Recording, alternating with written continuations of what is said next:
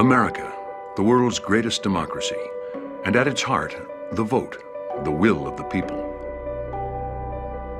But how do you know if the vote is counted correctly? And if you don't know, then what have you got? Democracy?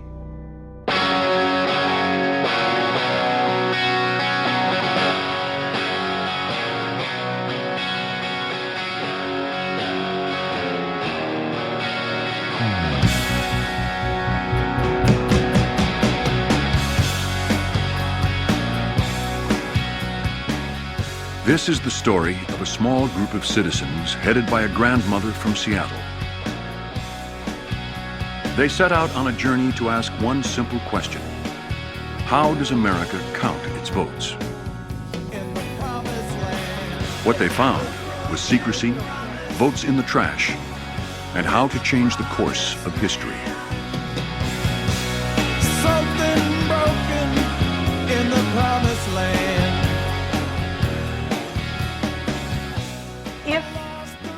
When people see what's really going on, there's no way we will allow this to continue.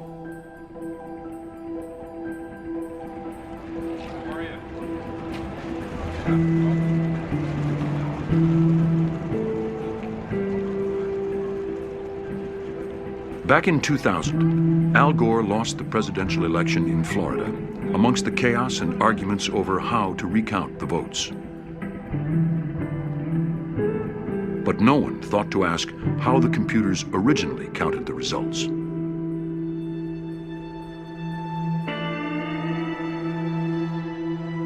As dusk fell on election night, one official noticed something very strange, a sign that the heart of America's democracy was in danger. In Volusia County, Florida, an election computer counted Al Gore's totals backwards. He had negative votes. Was showing a minus sign in front of the votes that it had subtracted from Gore. I mean, it wasn't like it was trying to hide it. It says there's minus 16,022 votes here. How could a computer that is supposed to protect the votes of you and me count backwards to give a candidate negative votes? Either it was an error, or someone had tried to rig the election. There was an investigation into the negative votes, and it was established that the problem couldn't have been due to machine failure because only the totals for the presidential race were affected. It looked like a second memory card may have been loaded onto the computer. Memory cards contain the votes, but this second card had disappeared, so they couldn't check it. The origin of the negative votes was never proved, but some engineers thought that it might have been an attempt to tamper with the election. But no one will ever know for sure. The software that counted those votes was owned by Global Election Systems. In 2002, they were bought by the Diebold Corporation. The software is a trade secret. It's against federal and state law to look inside Diebold's voting machines. I was the chief technical advisor to the Secretary of State of the largest state in the United States, and I was not allowed to look at the software running in Diebold or any other vendor's voting systems. To this day, I have not been allowed to look at that software. Software like this is installed in more than 30 states. If someone tampers with it, or it just malfunctions, then the wrong people can win elections. If that happens, hundreds of representatives, judges, and other officials may hold offices they are not elected to. Democrat or Republican, it affects us all.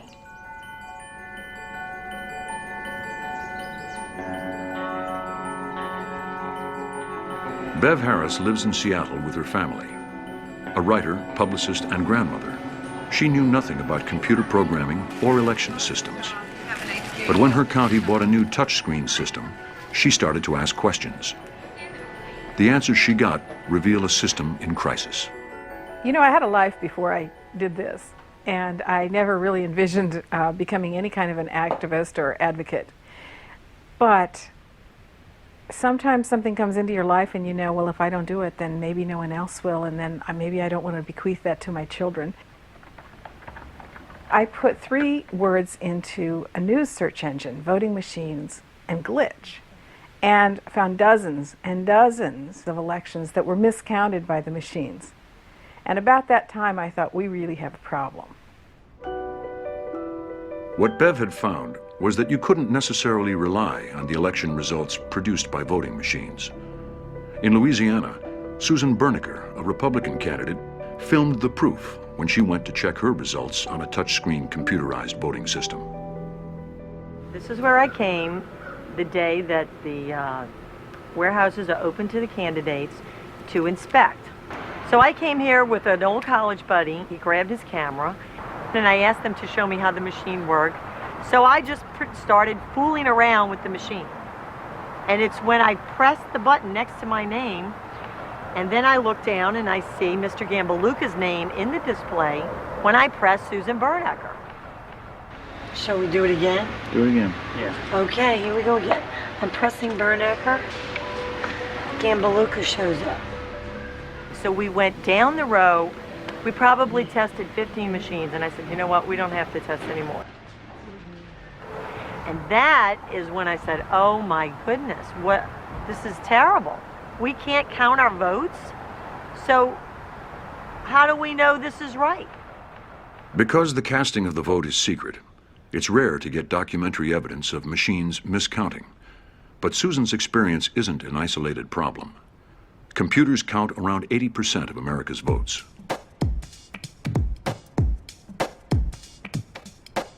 It's the counties that run elections and buy voting machines. So the make and model varies from place to place, but there are 2 major types. On a touchscreen machine, the software counts the selections you make on the screen. Optical scan machines read a paper ballot that you have voted on. 7 o'clock, polls are closed. The votes themselves are stored on the computer's memory cards. This is the voter cartridge.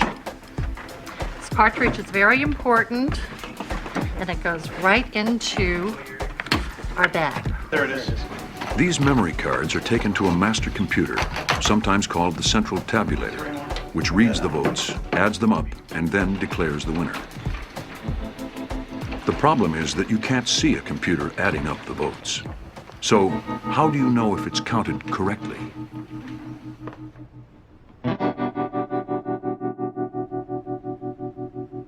Suppose that we didn't have any computers at all, and when you went to vote, the voting booth was separated by a curtain, and there was a guy behind the curtain who would write down your votes. So you just dictate them, he writes them down, and when you're done, you leave without being able to look at the ballot. Most people in their right mind would not trust this process. The guy behind the curtain could be incompetent, he could hear your votes wrong and record them improperly, or it could be that he doesn't like your political affiliation and would prefer to see your votes cast for someone else. In an electronic voting machine, you don't have a little guy inside the machine taking dictation, but you have lots of people who are involved in writing the software and lots of people who could have touched the software before it went into that machine. If one of those people puts something malicious in the software and it's distributed to all the machines, then that one person could be responsible for the change of possibly tens of thousands of votes, maybe even hundreds of thousands across the country. That's a very dangerous situation. You know, I began looking into these voting machines, and one reason I was so curious is because it's a secret how they work. The companies that make them keep it a secret. None of the computer scientists felt they could even look at the code because the code was supposed to be a secret. The certification labs that examine it keep their process a secret of what they do, and even the election officials who buy the equipment are prohibited by their contract from ever looking and seeing how it works. What happened next really changed my life.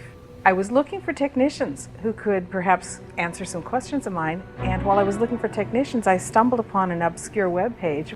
The web page was an old predecessor of the Diebold election systems page, and I clicked a link, and that link took me to a site that was not a web page, but it was more like a library or an online filing system, and it contained a bunch of different files, just like you see on your computer, and within those were more files, and within those were more files, and The files were amazing. They were things like the software specifications, the software itself, the drawings for the hardware, the user manuals, passwords in some cases.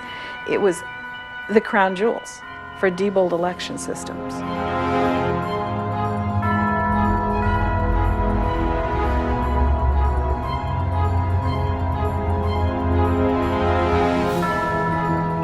Bev didn't know it, but what she'd just found was a computer program called GEMS.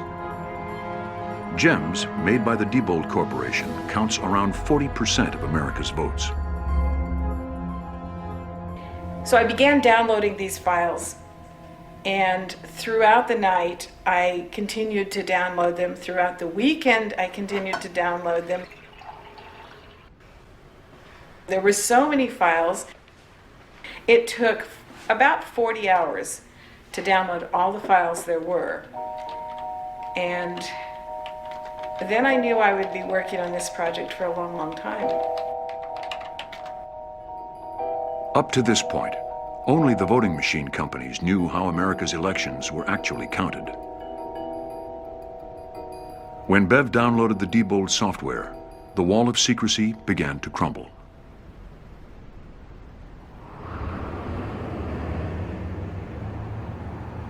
The Diebold Corporation claimed that Bev had stolen the software from their FTP internet site. The FTP site was an unfortunate situation, I admit to that. It was a situation where that information was out there, it was captured, which was our fault. We made a mistake, and we readily admit that. Will it happen again? No, it will not. I had never looked at software code in my life, but as a writer, one thing you learn to do is ask a whole lot of questions and learn as much as you can about things. I will say that I didn't want to go through it. I thought, you know, maybe I can cover this story without really learning how it works, but it wasn't to be. I had to actually learn how it works. After finding the files, you know, I sort of collected together some various computer scientists or computer programmers who could help me understand them. And Avi Rubin did an amazing study with 3 colleagues of his.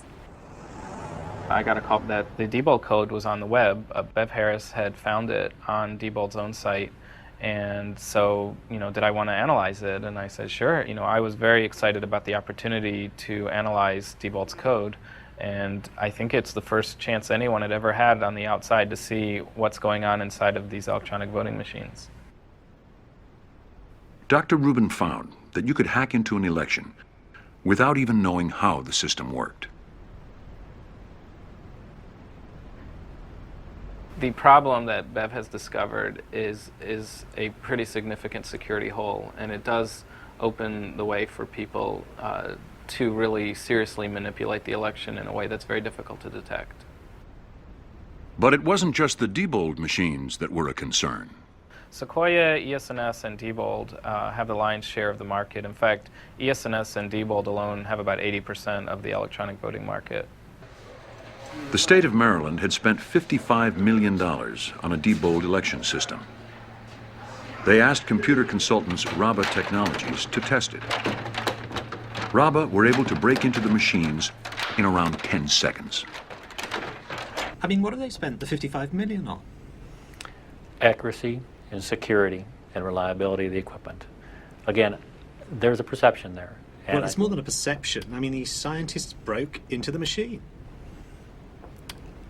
I will tell you from what I read in the Raba report, and I've read it very carefully, is that the steps that they took and how they stated that they had affected the machine in an environment of an actual election would be virtually impossible. Most states require that the voting systems be tested by independent testing authorities, or ITAs. But if the machines had been tested, then why were there so many security flaws? And why could they count votes backwards? It seems I have friends, both in private industry, working for these companies, and working in government, that I don't know about and don't know who they are, who know there's something wrong. They're disturbed by what they see, and they want people to know what's going on. What I have obtained here, and these are hard to get your hands on, are 2 reports. One is for Vote Here, one is for Diebold GEMS system. They're both from Cyber, which is an independent testing authority. They have these extensive charts where they go over all of the different regulations in the FEC guidelines, and they have check mark after check mark saying that yes, they pass, they pass, they pass, they pass. Both of them are the same. You get to the last page, and there's a check mark in the other column. Something wasn't tested. And what was not tested is the security of the system. This is the test that tells us whether these things can be tampered with. And here I have penetration analysis not reviewed by Software ITA. Bev founded blackboxvoting.org, a not-for-profit organization dedicated to consumer protection for elections. She published the results of her investigations on her website. Andy Stevenson, a candidate for Secretary of State in Washington, read her findings and decided to contact her. I was still actually running for office, and my reaction was bleep, I'm screwed. Bev and I couldn't get any answers from our public officials, no matter how much we hounded them. It was just impossible. So we decided on our own to go get the answers. Bev and Andy joined forces. They wanted to know why voting equipment wasn't being tested for security and why it could count backwards.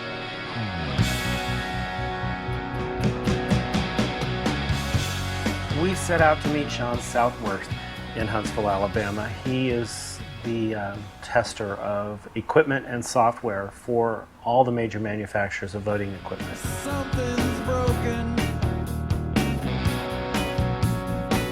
in the promised land. A broken promise in the promised land. Hello, Lisa. Is this real? Just do what you do best, darling. Andy was wired with a small camera. He and Bev wanted to be sure that their conversation with Sean Southworth was properly recorded, word for word.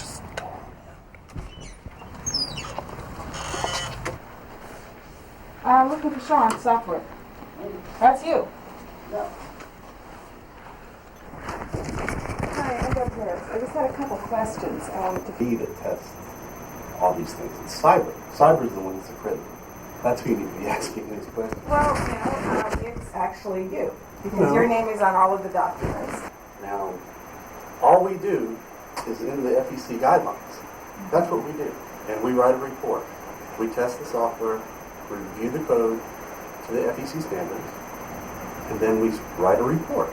We don't certify, we don't recommend, we don't say, this is the best stuff you've ever seen in your life. We write that report. How do you deal with something where it accepts negative or minus votes?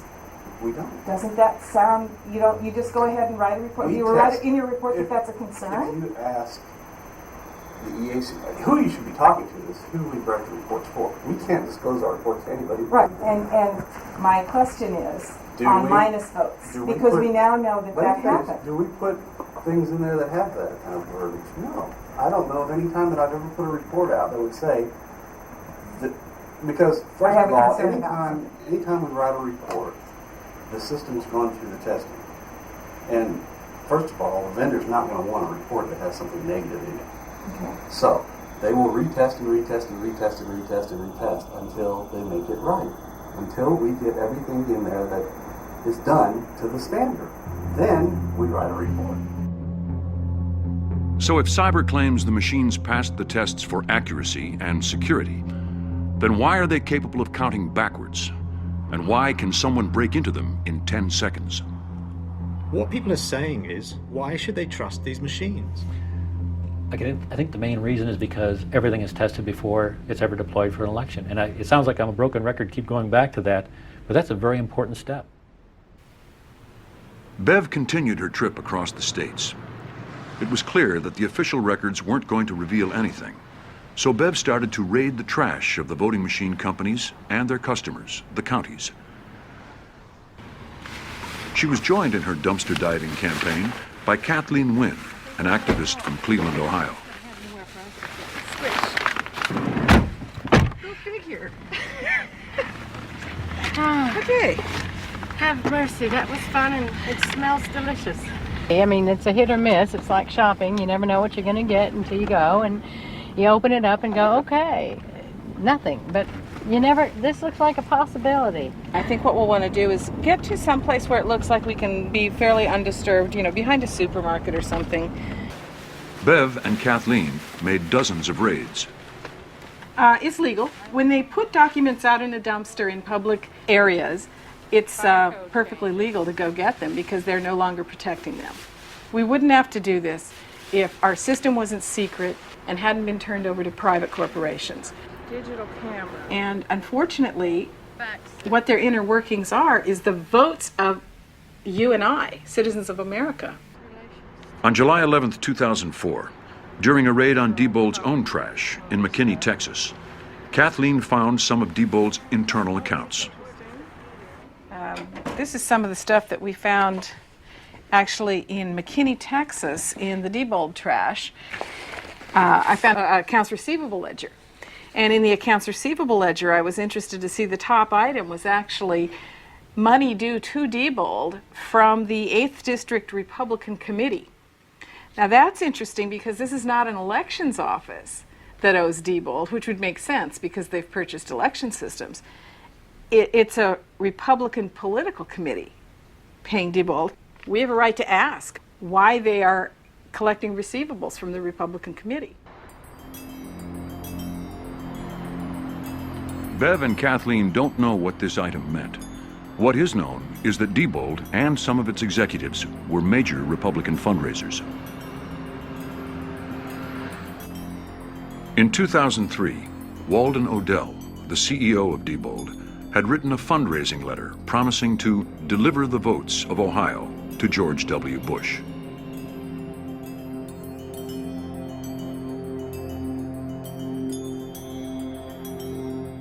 It's important that your company is impartial, isn't it? Yes. So why did your chief executive say, "I am committed to delivering Ohio's vote to George W. Bush in 2004? That quotation that appeared in the letter is something that he regrets. It's a situation where his personal preference has come over into his business practice, and he has committed to keeping a much lower profile when it comes to those types of activities because of that statement. You know, people talk about partisan ties to the voting companies, and they're right. That being said, we're also seeing that it's not quite as simple a picture. We have the state of Maryland and the state of Georgia have Democrats very tightly wed to use of the Diebold system, and it's the Republicans who are fighting against it there. And in my own home county, Seattle, King County, Washington, it's the Democrats who are pushing these systems and the Republicans who are a little bit skeptical.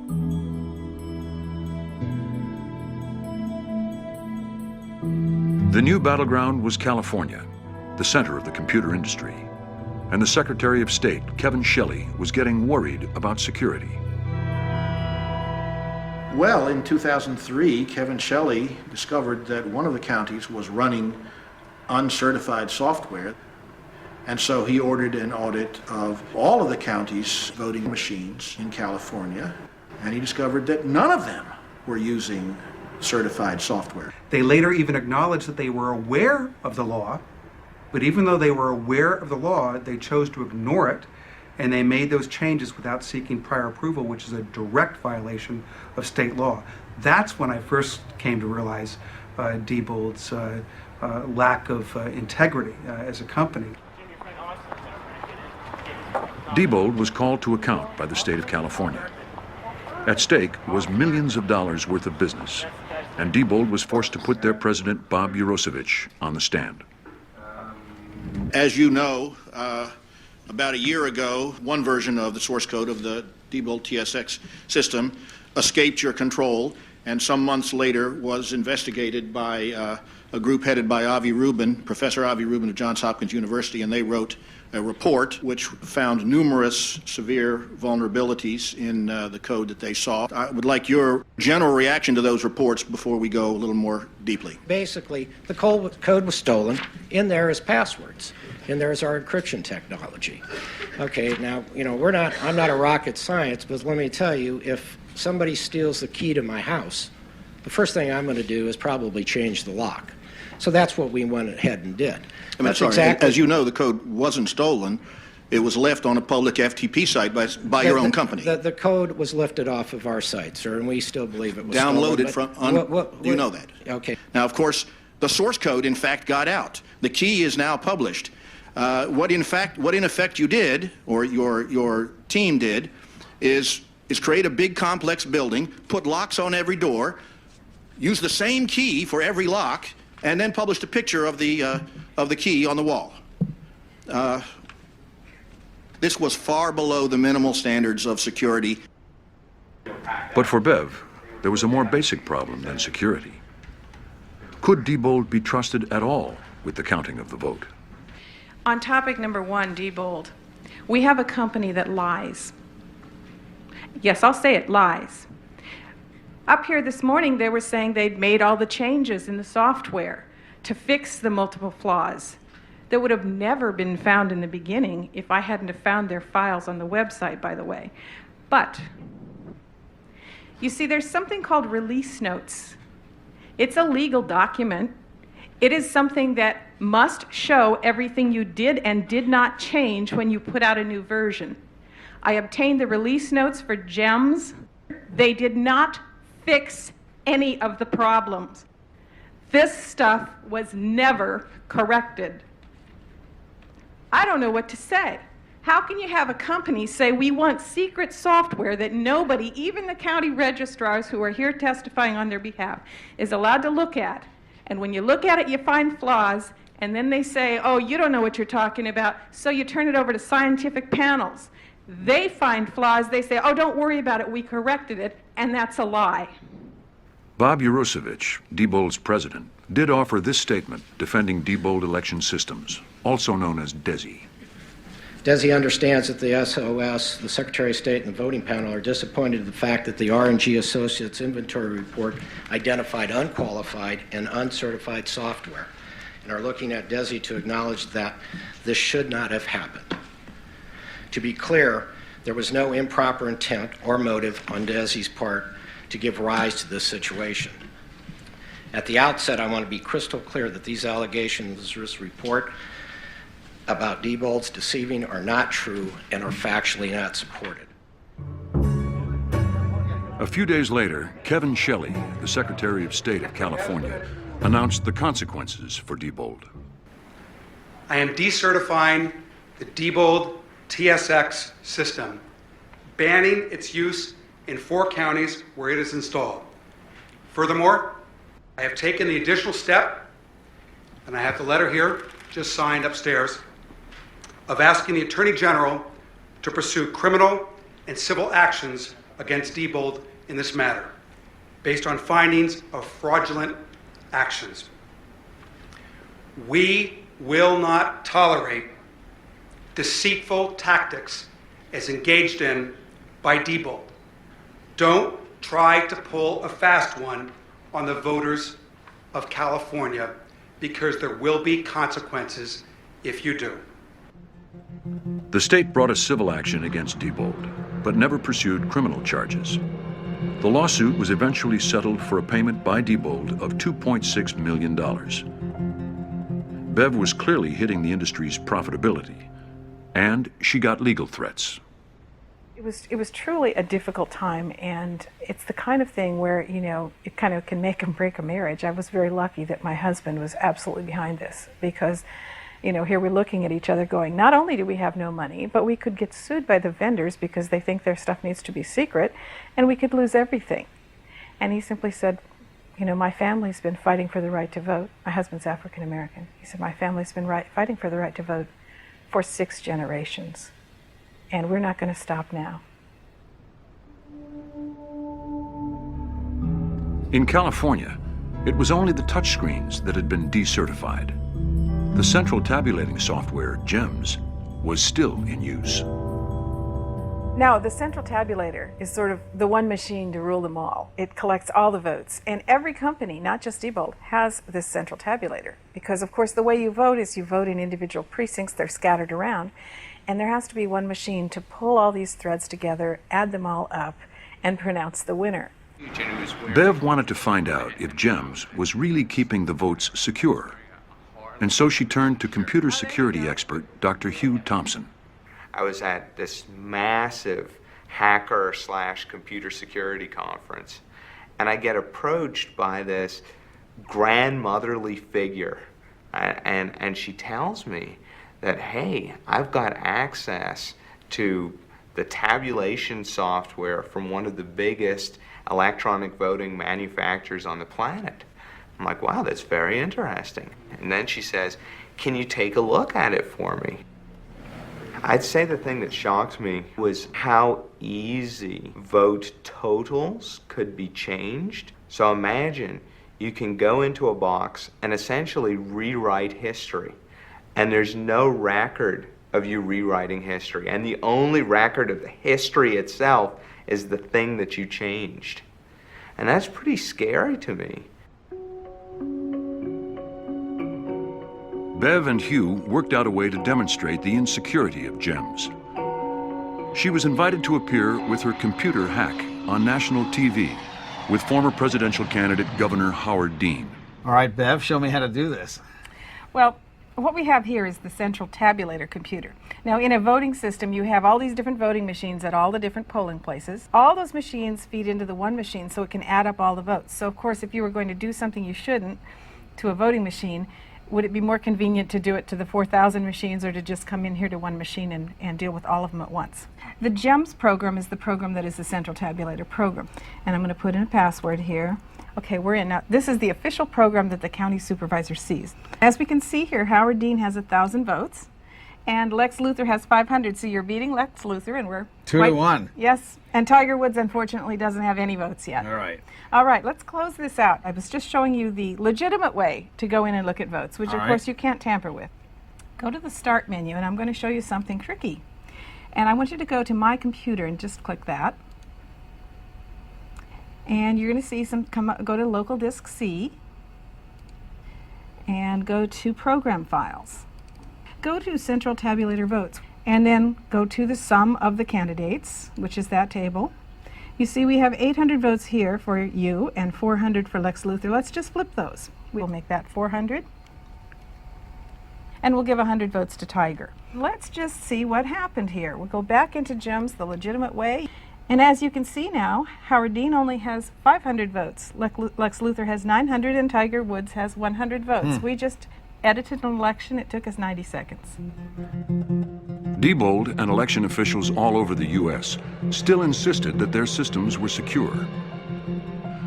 They said that despite Bev's GEMS hack, there were checks and balances, and that inconsistencies in vote totals would be detected in an actual election. This was just 2 months before one of the closest presidential elections ever. Those checks and balances were about to be tested. Oh my goodness, you're getting so big.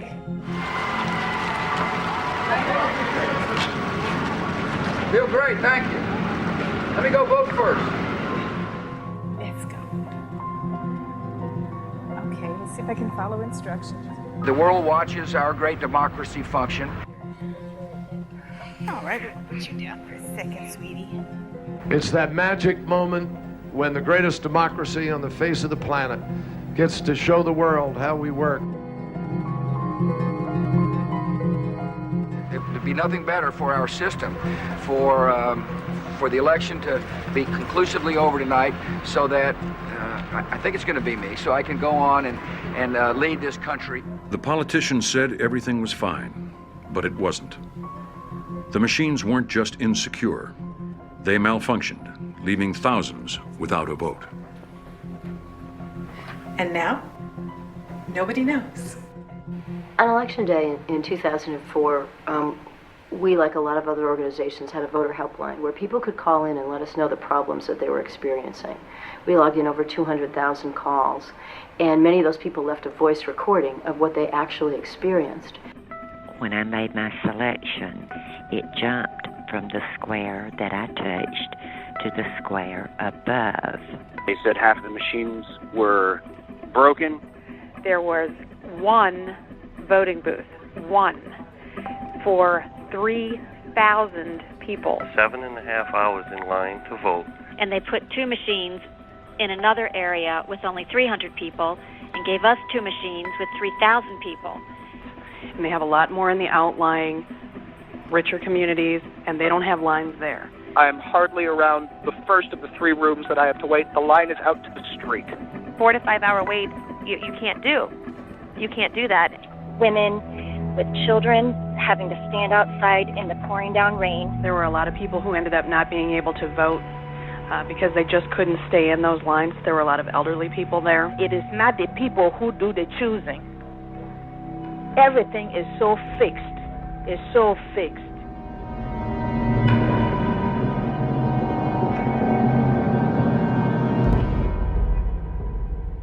There is a calamity going on out there about how elections are conducted in this country. And it results in less voter participation and potentially a lack of accuracy in who's either elected or what decisions are made in the polling places. As the precincts closed, the poll workers switched the machines to reporting mode, signed off on the results, and took the memory cards to the central tabulating computers. Well, let me see. America waited for the computers to give the official results.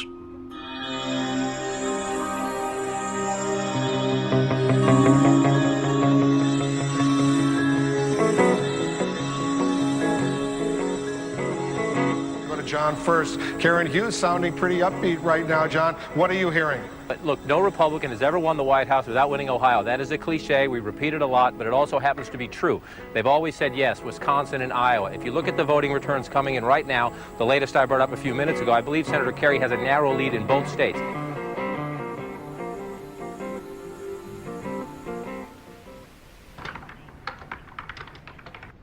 I didn't turn on the TV for the election results, and I didn't turn on the radio. Instead, I sat here filling out 3,000 Freedom of Information requests to go to every county in the United States to obtain the internal audit logs of those computers, knowing that we wouldn't get them for weeks after the election, and that it would probably be certified and they would say, get over it, move on. And we would never know whether our election was controlled by 100 million voters or by one guy sitting in his grandmother's basement.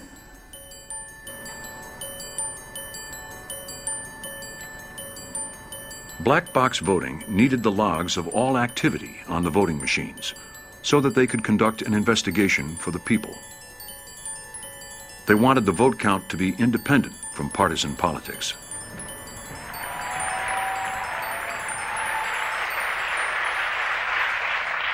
In America, it is vital that every vote count and that every vote be counted.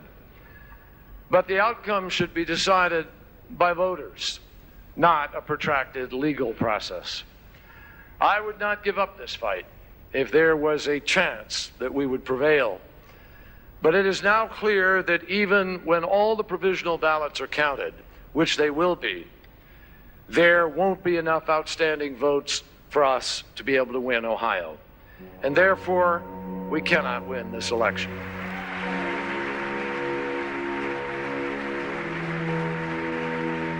People were stunned.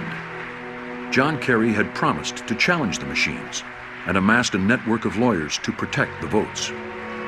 And then, Kerry stopped any investigation by conceding, less than 12 hours after the polls had closed. Cliff Arnebeck, an Ohio election attorney, spoke with John Kerry shortly after. A call from Senator Kerry comes into the hotel room, which a group of us are there meeting with Reverend Jackson. Reverend Jackson puts his phone on the table, hits speaker, and we're now in a conversation. The first part of the conversation is a dialogue between counsel and Kerry. And part of that dialogue includes Kerry sharing the fact that in New Mexico, no matter what the demographics of the jurisdiction are, if the votes are being counted by optical scan machines, they're coming out for Bush. This is, to anyone who's familiar with the situation, this means Kerry knows there's fraud in that election. And the optical scan machines are the clue? Yeah, what he's saying is that it's the optical scan machines are being rigged to produce a result for Bush, contrary to what the votes the voters are casting. So this is not our conspiracy theory. This is not something we have to prove to Kerry. Kerry is sharing this as a matter of fact. Because Kerry conceded the incredible resources that he had organized for potential post-election litigation was not in the picture. Kerry conceded, even though the results were from software he knew could be rigged, and the independent exit polls had predicted his victory. Now it was clear that the citizens would have to investigate the election themselves.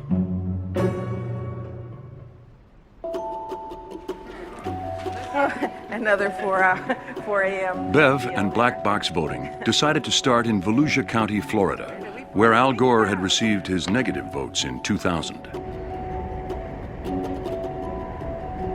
Bev wanted to start by checking the printed results from each voting machine. Our election, I thought, went extremely well, and I'm very tickled about it because it was my final election to perform. I'll be retiring on December 31st. So you can imagine how I was praying to come out with a smooth election at the end. I have one question. Okay. These are not copies of the signed ones. These are new ones. Give out the signatures, first of all. Now, one of the things we had asked for was the voting machine results tapes, copy of them, signed by the poll worker for Election Day, which was November 2nd. But the date was November 15th. And they were printed out minty fresh just for us, obviously. So what I was given was not at all what I asked for. Let me check with her. Great. Lana, the original tapes off of the machines, are they still out in the warehouse, or did you bring those in at the warehouse? They're out in the warehouse. We went to the Volusia County warehouse because we had learned that that's where the real poll tapes or results tapes from the voting machines were going to be. And we wanted to go there by surprise because we wanted to see what they were doing with them.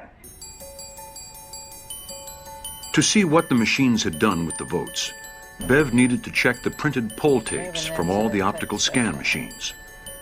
If you add up all the poll tapes and there is a mismatch with the official results, then you know there's either been a mistake or vote tampering. Call Lana, call the sheriff's department.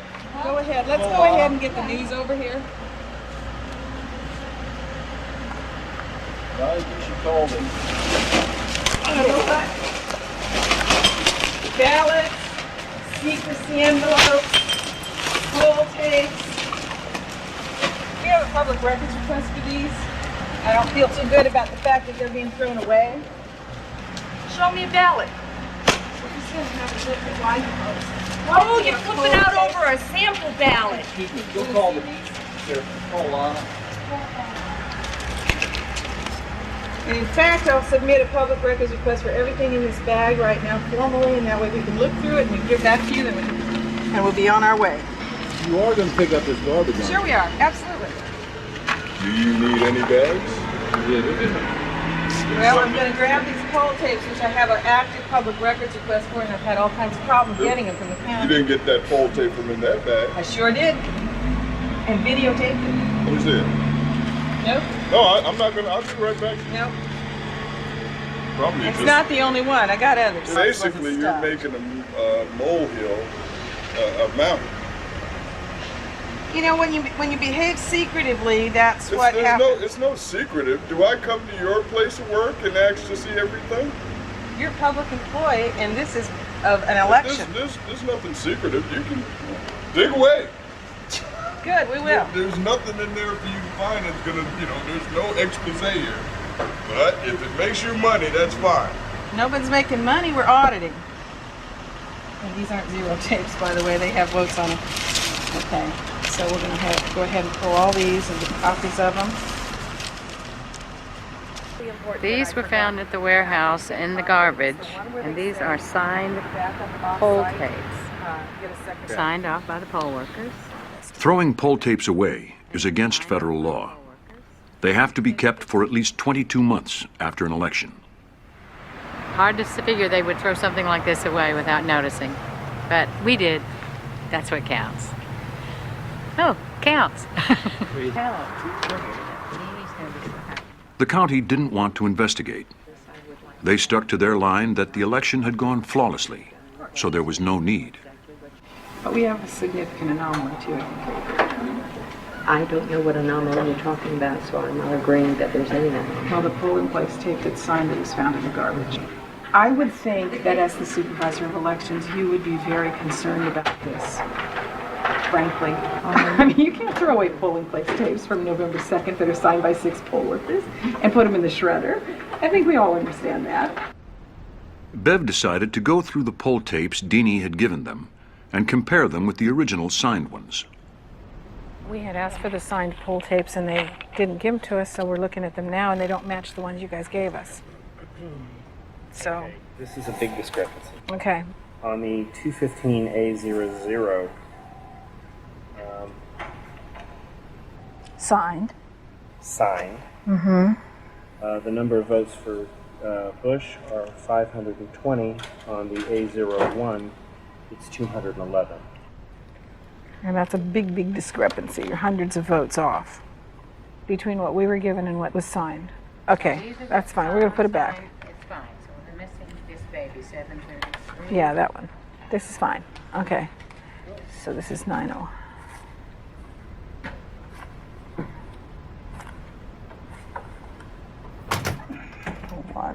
Okay. So what is your one that you're working on right now? 723A01. Well, some emails. Meanwhile, round the back of the county offices, 2 sharp-eyed local residents were investigating. That's amazing.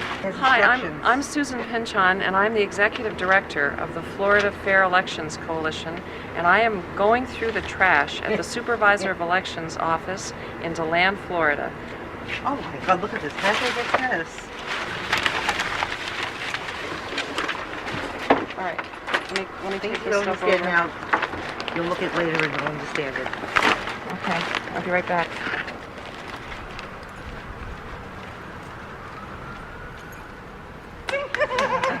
Bravo. These are polling tapes, and actually one of these tapes are the ones that we were missing from this morning. This is great. You found the missing tapes. In the garbage. And you should see me now. I'm in Volusia County, Florida, home of the negative vote totals.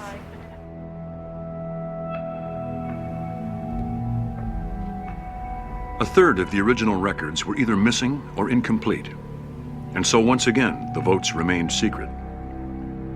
If Volusia County was a bank and threw away the documents that added up money instead of votes, then the feds would have investigated immediately. But the feds stayed away, and while black box voting was able to show the secrecy itself, no one knew what the results really were. Our democracy could go out of business. We won't have a republic left. It won't be recognizable if we don't get rid of the secrecy. It was not set up to be a secret system. It became a secret system. And if we don't open this thing up again and quickly, we will never again see what's going on. We've given it up. We've lost it. We're going to have to go back in there and take this back by whatever means necessary.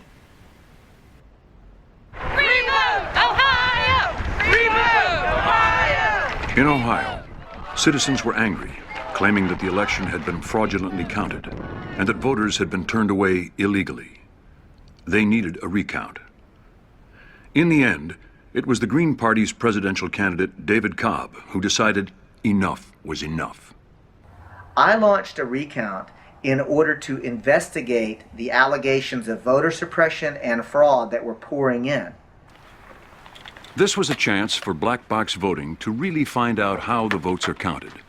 And Kathleen went back to her hometown, Cleveland, in Cuyahoga County, Ohio.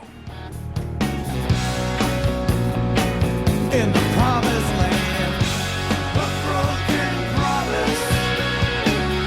In the promised land, something broken in the promised land. This was December, January, when the recount was going on. The snow and blizzards and traffic, we would laugh and say, well, you know, this is what we have to do to get our democracy back. We'll do it, although we would rather be home in front of the fireplace. Cleveland, in Cuyahoga County, is the largest jurisdiction in Ohio, with around 1 million voters, large enough to alter the outcome of the presidential election, a swing county in a swing state. What are you getting up so early for today, and what are you going to go do today? We're going to count the votes and make sure they're counted right. The reason that I bought a camera is irrefutable proof. I didn't ever want to be misunderstood or misquoted, so that way there'd be no question. Good morning, everyone. How's everyone doing?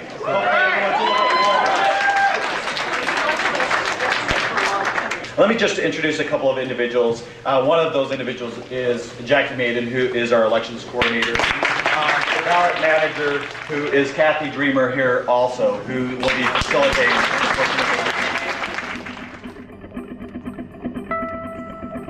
Cuyahoga was still using punch card ballots, counted by a computer running secret software. The only way of checking this computer's results is to hand count the ballots. Under Ohio law, however, you must first hand count a random 3% sample. You are only required to recount all the votes if that sample doesn't match the computer results. Tell me how you feel about this today. Well, it's exciting. Like you said, it's part of history. You know, it just, we do recounts all the time. It's not that big of an issue for us. It's just for the public to see it. Recounts are not just for the public to see.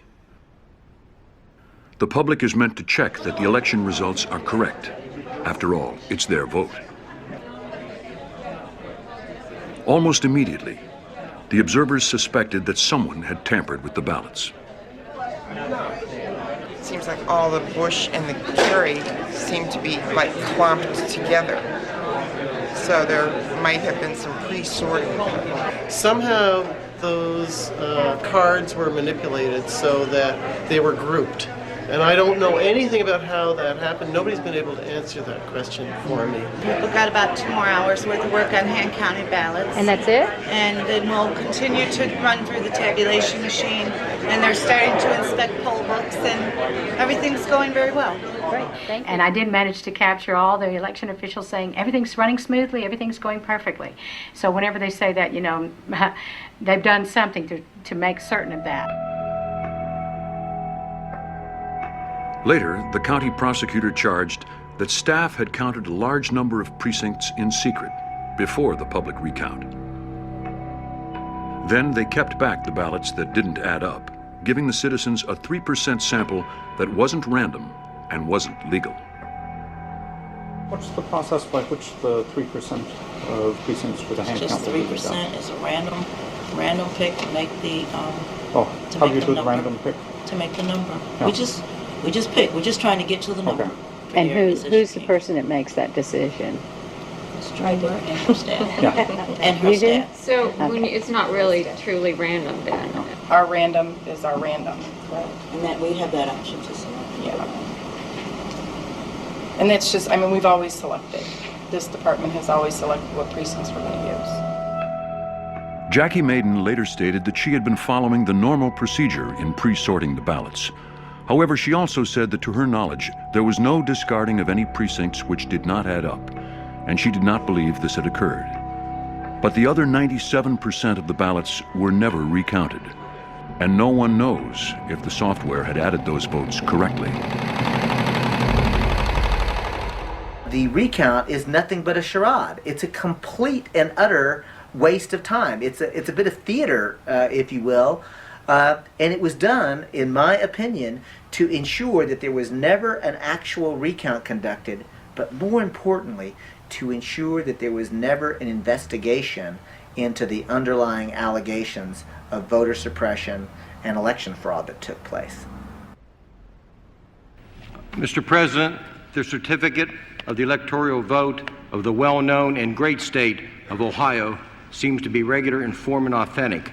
And it appears therefrom that George W. Bush of the state of Texas received 20 votes for President. Dick Cheney of the state of Wyoming received 20 votes for Vice President.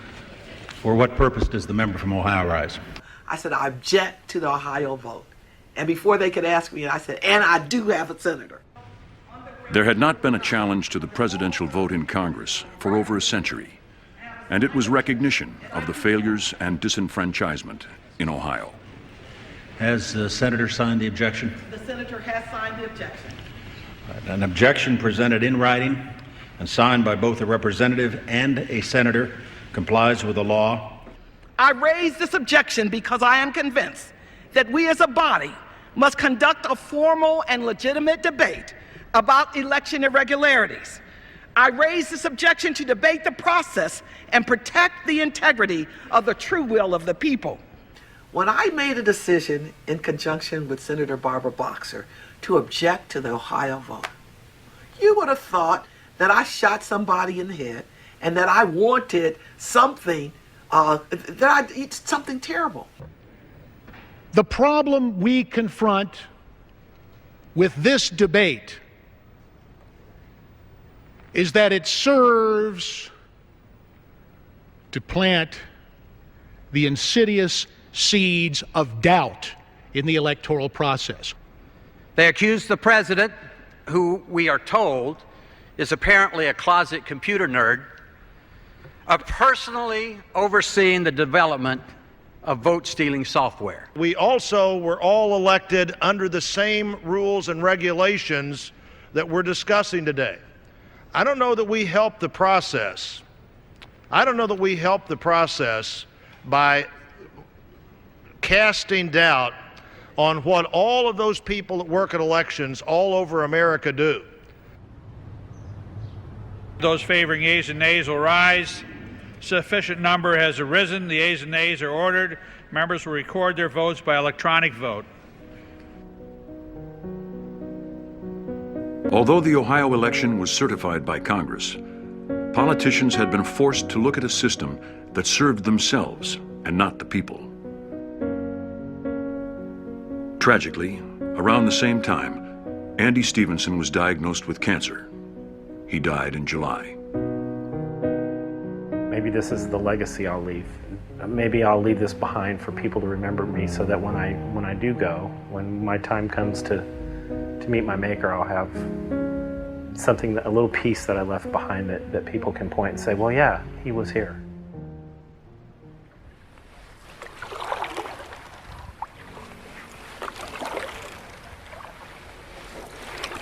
In Tallahassee, Florida, the supervisor of elections, Ion Sancho, wanted to be absolutely sure that when his computers declared a winner, it was because that was the will of the people. The vendors have entirely too much power in the elections arena today. Election officials are really overly dependent upon the vendors. Vendors control what kind of technology may be offered in a state. We're essentially hostage to the financial desires of private interests to conduct the most public of our procedures, public elections. Ion asked Black Box Voting to look at his Diebold optical scan system, and they invited computer security expert Harry Hursti from Finland. This is a first. We're going to be looking at the machines, the real machines. That's a real system that's actually been used in real elections. So this is exciting. Welcome to Tallahassee. Hi. Thanks. Harry Hurst, nice to meet you. Ion Sancho, Harry. This is where we count the votes on election night. It's Thomas James. Thomas? How you doing? Very fine. One of the things that the vendor told us was that people would not be able to access this, that every time you entered into the system, that the system would record that. Dr. Hugh Thompson and Harry Hursti believed that they could change vote totals without being caught. Hugh tried hacking GEMS, the computer's vote counting program. He used an election held at a local high school. Nadia Smith had come in second with 322 votes. They decided to make her the winner. So I go into this election file, and if I do, I'm asked for a password, and I have no idea what the password is. But Hugh had written a program that automatically looked for Nadia's vote total and then changed it to 5,000. When they called up the results page, Nadia had won, but the computer showed no evidence of fraud. It does give me great concern over the failure of the system to realize that you can slide by and come around through another direction and bypass the password. But Hugh could have been caught if the final totals on gems were checked against the original printed out results.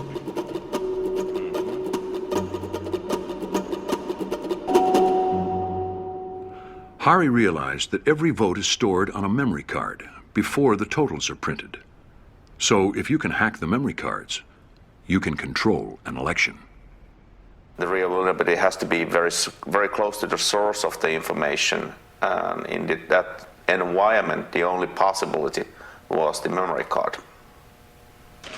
Hari wanted to find out what exactly was inside the Diebold ballot box. And so he bought a memory card reader off the internet. And within a couple of days, he found that the cards didn't just contain votes. There was a program or executable code. Well, if someone would have told me that in this system there is a living thing, an executable, modifiable program stored in the same place as the very data which is the most secure in this system, I would say you have to be misunderstanding something, crazy, or lying.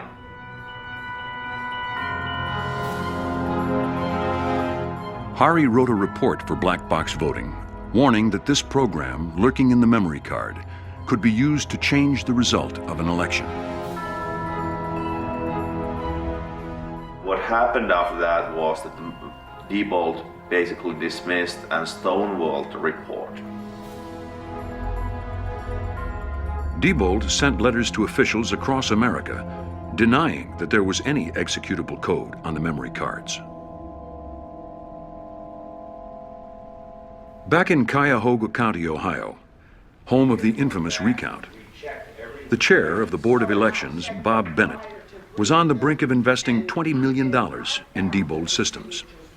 It's a standalone system. Votes are encrypted, so if anyone tries to tamper with those election results, it immediately shuts down the system. So you've got built-in protection within the system.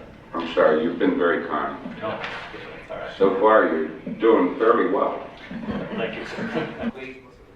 Bob Bennett was also the chair of the Republican Party in Ohio, the party that Diebold had raised money for. Citizens were there to record, observe, and hopefully make a difference. Among them, Kathleen and her college buddy, Victoria Lovegren. Basically, I would like to know why.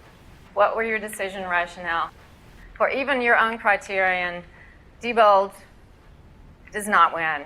Well, it's a bad decision, and it's gonna, it's gonna come back to bite you because you're already in trouble. People do not trust Cuyahoga County. They do not trust the recount here. You're in trouble. right now, we are still in the process of completing the negotiations on the Diebold contract. We have made that selection. It's not likely that we're going to go back unless there's something drastic that happens in that and change our decision on that. So Bev decided it was time to make something drastic happen. 3 months later, Diebold was back in town to complete the sale.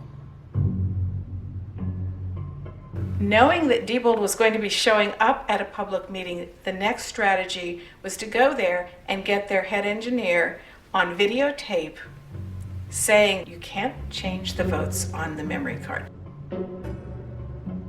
So my question for Diebold would be, again, either do you not know what was done in these security tests, or did you just tell something that's not true? I think that deserves a response from Diebold and Ms. Harris's question. The question was changing votes, and did they know or not? It is my understanding that because there is no executable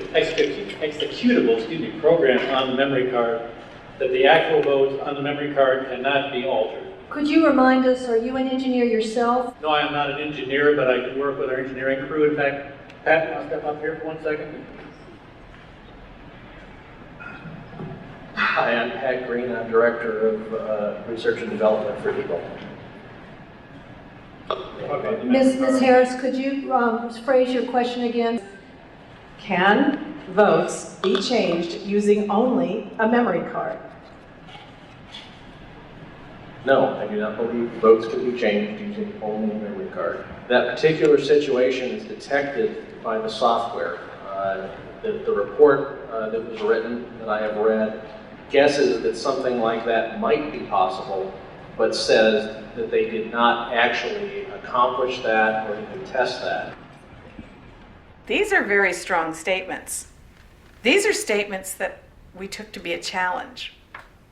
These are statements that we wanted to find out if they were true or not. And so Bev went back to Tallahassee to see if votes could be changed.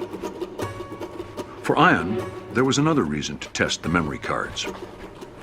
As one of the most trusted Florida election officials, he had been appointed to oversee the 2000 presidential recount. The recount might have discovered why Volusia County's computers counted backwards to minus 16,022 votes. But when the Supreme Court stopped that recount, Ian was left with unanswered questions. One of the reasons that interests me about the Volusia County situation and what happened there is that we in Leon County used the identical voting system, the Diebold AccuVote 2000. And in the 17 years that I've been an election administrator, my experience is that that kind of subtraction cannot occur accidentally. Someone consciously tried to affect that computer system and consciously tried to perpetuate a fraud, to steal votes.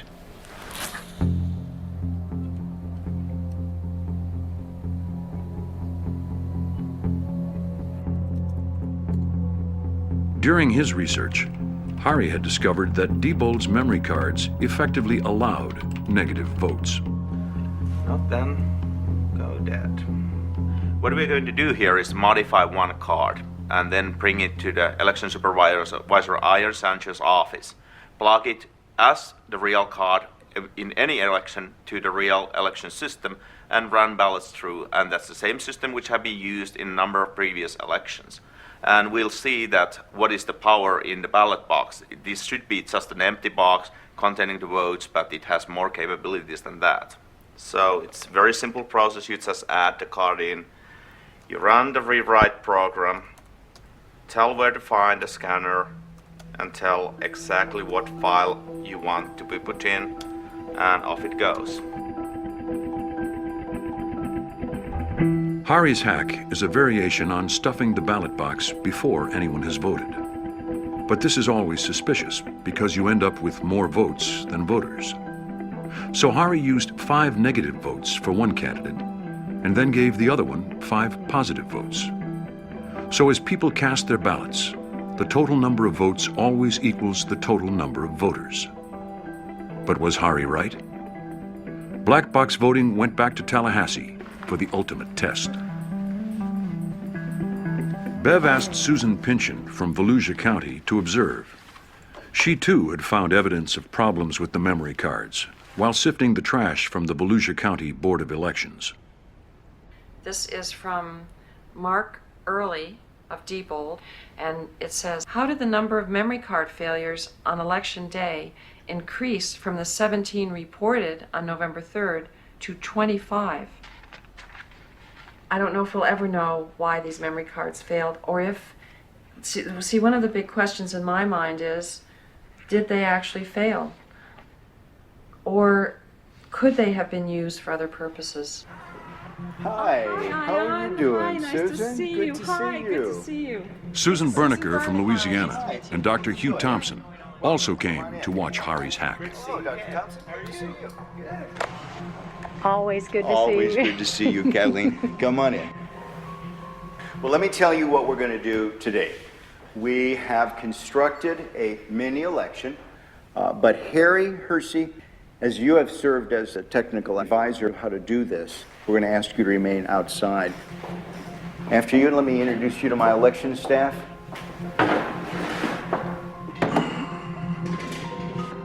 To ensure that we have not prepared some sort of a device that has been pre-rigged, pick the number, and then we'll grab that unit, and that will be the device that we will count the ballots on. I just feel like this is the one. Okay, and the winner is unit 15191. 5191.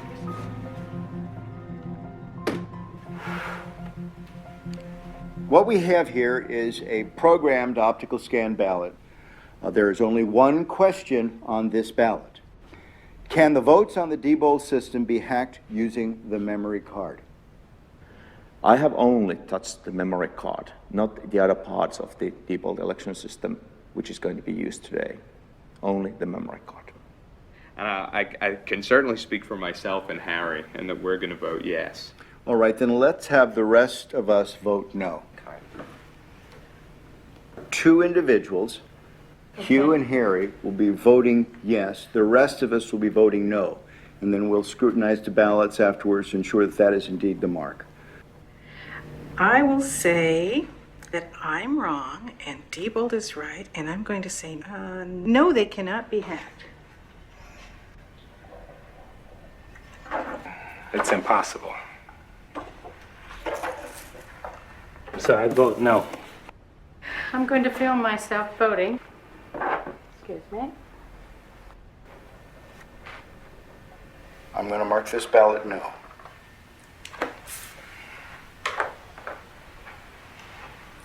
Dr. Thompson? I am going to mark this ballot yes. I've seen some pretty concerning things.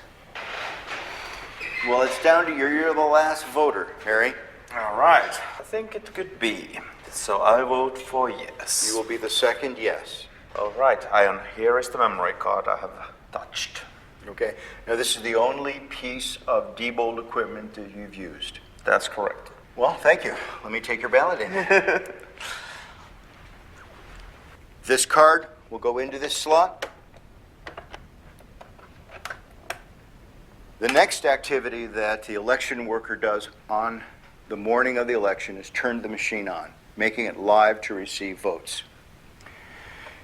When you do that, this machine will produce what is called a zero total tape. The machine is going through a self-test analysis, and then it'll spontaneously turn on.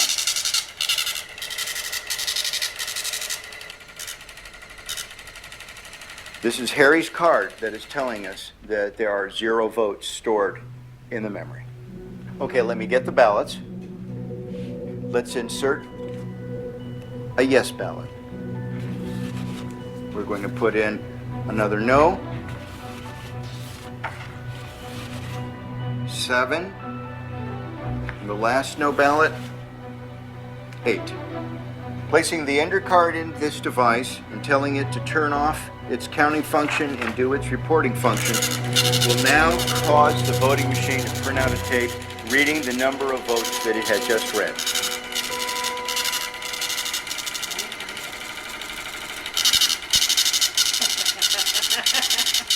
Oh my. Oh no! What is it? What is it? 7 yes, 1 no. Oh my god!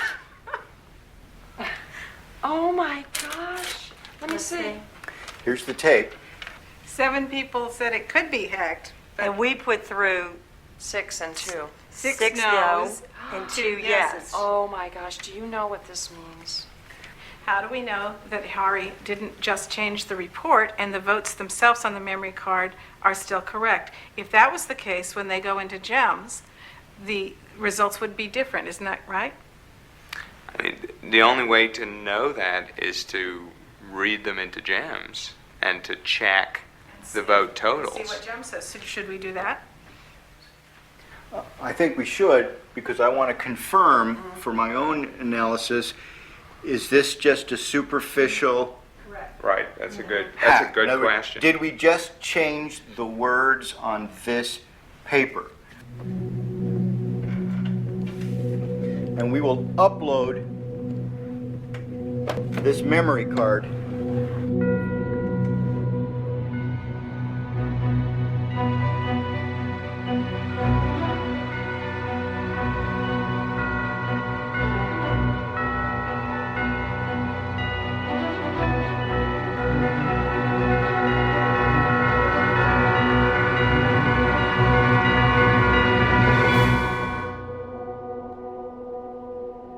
If I had not seen what was behind this, I'd have no reason not to. I would have certified this election as a true and accurate result of a vote. Susan, what does this mean to you? It makes me cry. I'm sorry, but it does. Why? Why? There's so many reasons. The reasons because there are people out there who are giving their lives to try to make our elections secure, and they're being called conspiracy theorists and technophobes, and these vendors are lying and saying that everything's all right, and it's not all right. And I'm crying because I'll quote somebody that I know who said that it's as though our country is one country pretending to be another country. How can this be happening to our elections? This really does affect me.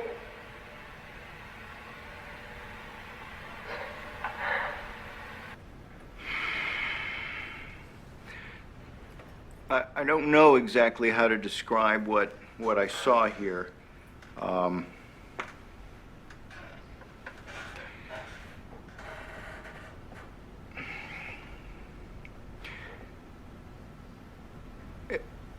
I think we, as election officials, need to be a little bit more demanding from the vendors as to the technical specifications of this equipment. The vendors are driving the process of voting technology in the United States. I would much rather, at this point, I think, focus on allowing citizens to select technology that satisfies their needs. Diebold accused Ian of foolishness and apparent negligence, insisting that only authorized people should test their systems for security. They said that the hack was equivalent to leaving your car unlocked, with the windows down and keys left in the ignition. But scientists at Berkeley University later confirmed Hari's findings. They discovered a further 16 security flaws in Diebold's touchscreen machines. ES&S and Sequoia claimed their systems were safe, and Diebold maintains that they have upgraded their software to make it even more secure. They also insist that their electronic voting systems are still more accurate than their predecessors. But now, everyone is asking, why can votes be altered without leaving a trace?